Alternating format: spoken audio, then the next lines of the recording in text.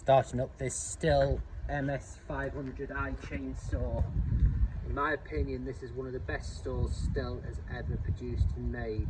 It's got an ignition system, so there's no carburetors. So how you start it up, you prime it first, 3, 4, 5, 6, 7, 8, 9, 10, 11, 12. Decompress the valve, make sure the bar is on safely, the brake bar I should say.